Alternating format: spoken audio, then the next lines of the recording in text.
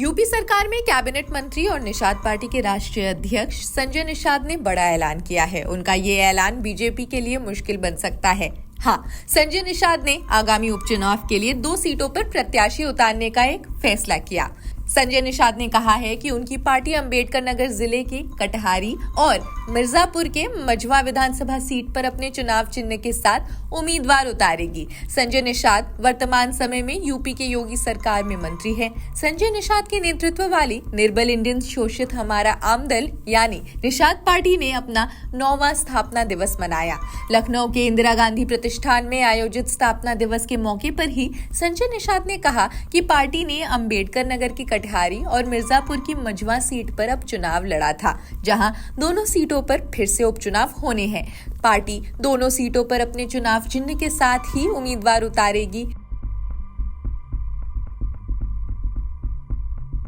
वहीं निषाद पार्टी के ऐलान के बाद चारों तरफ इस बात की चर्चा जोरों पर है कि यूपी एनडीए में सब कुछ सही नहीं चल रहा।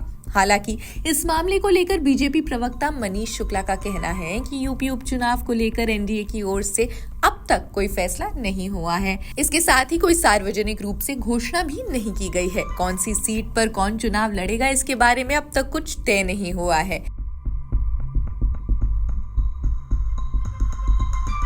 निषाद पार्टी ने 2 सीटों पर अपने उम्मीदवार उतारने के ऐलान कर दिए हैं। समाजवादी पार्टी ने भी विधानसभा प्रभारियों की लिस्ट पहले ही जारी कर दी थी। हालांकि इन सीटों पर चुनाव कब होंगे, इसको लेकर अभी कुछ तय नहीं हुआ है, क्योंकि ऐसा अनुमान था कि निर्वाचन आयोग इन सीटों को लेकर जल्द ही उपचुनाव की घोषणा करेगी। बीते शुक्रवार को मुख्य निर्वाचन आयोग ने कहा कि अभी मॉनसून सक्रिय है, इस वजह से देरी हो रही है। वहीं देश भर में कुल 46 विधानसभा और 1 लोकसभा सीट पर उपचुनाव होना है।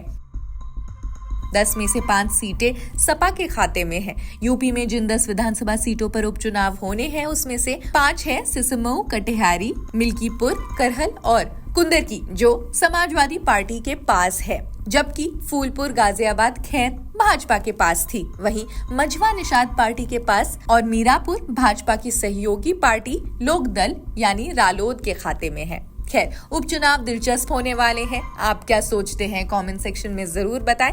देश दुनिया की सभी खबरों के लिए भी जुड़े रहिए जनसत्ता के साथ। शुक्रिया।